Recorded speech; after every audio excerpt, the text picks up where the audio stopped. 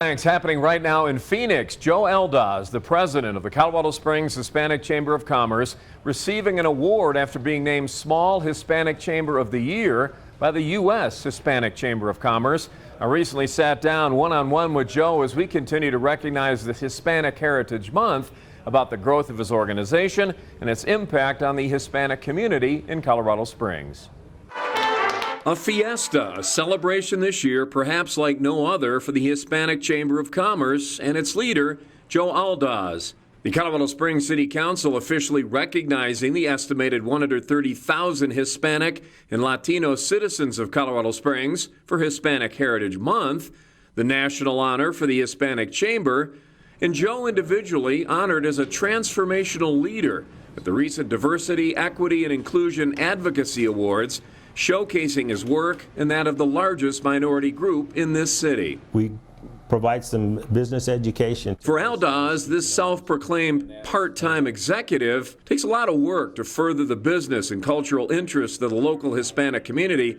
Seems his job is anything but part-time. And we've done a heavy lift on a lot of the programming and events and things that we're doing, not only for our business members, but we have a spirit of collaboration, wanting to collaborate with other chambers, other business-like organizations to leverage each other's resources for the betterment of our community as well, which helps us. But his primary focus is to recruit and promote more Hispanic-owned businesses in our community, educate and communicate the necessary skills and business acumen to grow the more than 6,000 Hispanic-owned businesses in the Pikes Peak region. More Hispanics come into our community. They're known for being entrepreneurs and creating small business. So we want to try to penetrate that market and tell them what we have to offer to gain their trust. And the chamber itself has grown from just a couple dozen members 6 years ago to about 250 now, and it's a direct reflection of the growth of the Hispanic population here and across the country.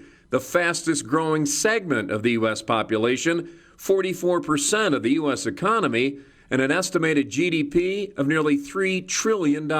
So when you put that into context, there's tremendous buying power and income being generated by the Latino market. And while he wants to grow Hispanic businesses, Aldaz also spends time communicating with the non-Hispanic business community about this emerging market.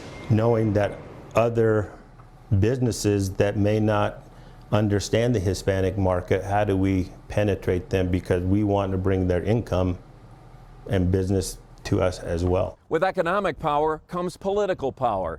Right now, Latinos make up about 20% of the electorate in Colorado. Those numbers are growing. With the election just a few weeks away, Republicans specifically trying to draw more Latinos into their camp, try to break up the blue wave that Hispanics have generally supported in recent political cycles. For Aldaz, well, he supports more voter registration, more voter participation, not just for his particular demographic, but for everyone in general. Frankly, he has a very pragmatic approach when it comes to politics. If parties could leave their political affiliation aside and try to understand what impacts Americans the most and come to the table to compromise, you're not going to get everything from this side, and you're not going to get everything, but for the betterment of our country, let's come together and compromise. Idealistic? Sure. Realistic? We can only hope. But generally speaking, he has a very optimistic view of things. He promotes what he calls the new Latino paradigm, growing their influence economically and culturally, putting differences aside to the benefit of an entire community. We may be different, we may celebrate our heritage different, but at the end of the day, we're all Americans. And this is why this country is so great, because of all the cultures that have been able to merge together in this big melting pot and have such great opportunity.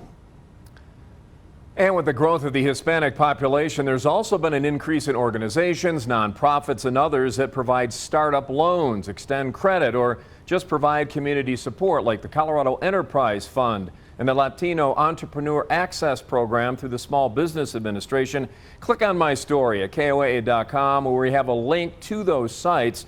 Joe also provides a once-a-month seminar exclusively for Spanish-speaking entrepreneurs about the fundamentals of starting a small business. You can find details on the Hispanic Chamber's website.